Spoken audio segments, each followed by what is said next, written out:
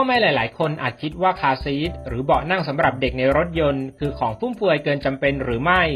แต่อย่าลืมว่านี่คือตัวช่วยสำคัญในการรักษาชีวิตป้องกันอุบัติเหตุที่ไม่คาดฝันให้ลูกในขณะที่อยู่บนรถยนต์ได้เพราะหลายๆครอบครัวเวลาพาลูกเล็กเดินทางไปไหนด้วยพ่อแม่ก็มักจะเอาลูกมานั่งบนตักซึ่งรู้หรือไม่ว่าการทำแบบนี้นั้นเป็นอันตรายต่อลูกถึงชีวิตเพราะหากมีอุบัติเหตุไม่คาดฝันเกิดขึ้นลูกจะกลายเป็นถุงลมนิรภัยชั้นดีให้พ่อแม่แทนลูกจะเป็นตัวดูดซับแรงกระแทกจากถุงลมนิรภัยให้พ่อแม่อีกทีและอาจโดนอัดอยู่ระหว่างพ่อแม่กับถุงลมนิรภัยจนขาดอากาศหายใจหรืออาจกระแทกเข้ากับคอนโซลหน้ารถหากมีการเบรกแรงๆอย่างกระทันหันถ้าโชคร้ายลูกอาจหลุดจากอ้อมกอดพ่อแม่ทะลุกระจกออกนอกรถจนเสียชีวิตได้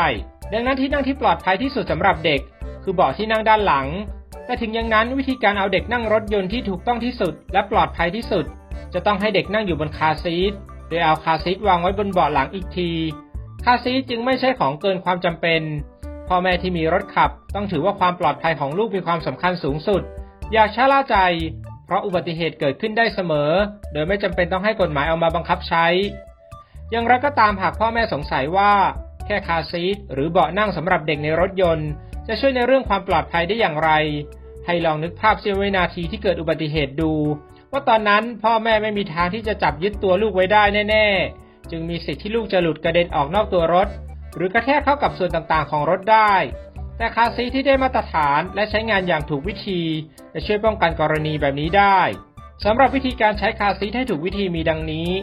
เมื่อนำเด็กทารกเกิดใหม่มานั่งคาร์ซีทควรปรับมุมการนั่งของเด็กให้ได้45องศาซึ่งคาร์ซีทบางรุ่นก็มีขีดแสดงองศาให้ดูง่ายขึ้นแต่ถ้าไม่มีก็ต้องไปหากระดาษสี่เหลี่ยมจัตุรัสมาใบหนึ่งและพับครึ่งตามมุมนั่นแหละคือมุม45องศาที่เราจะใช้เป็นตัวเปรียบเทียบ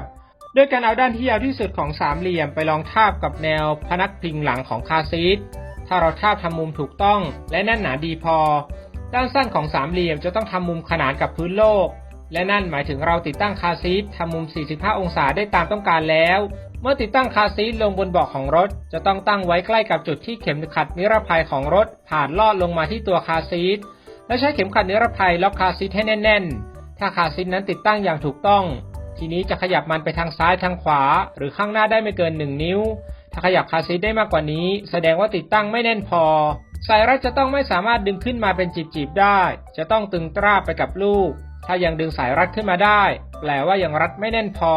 เด็กทารกที่อายุยังไม่ถึง1ขวบและน้ำหนักตัวยังไม่ถึง9กิโลกรัมยังไม่ควรให้นั่งคาร์ซีทแบบหันไปด้านหน้ารถเพราะกระดูกสันหลังของเด็กวัยนี้ยังไม่สมบูรณ์เมื่อเกิดการเบรกแรงๆหรือเกิดอุบัติเหตุศีรษะของเด็กจะถูกแรงเหวี่ยงของตัวรถกระชากไปข้างหน้าทำให้เสียชีวิตหรือเป็นอัมพาตได้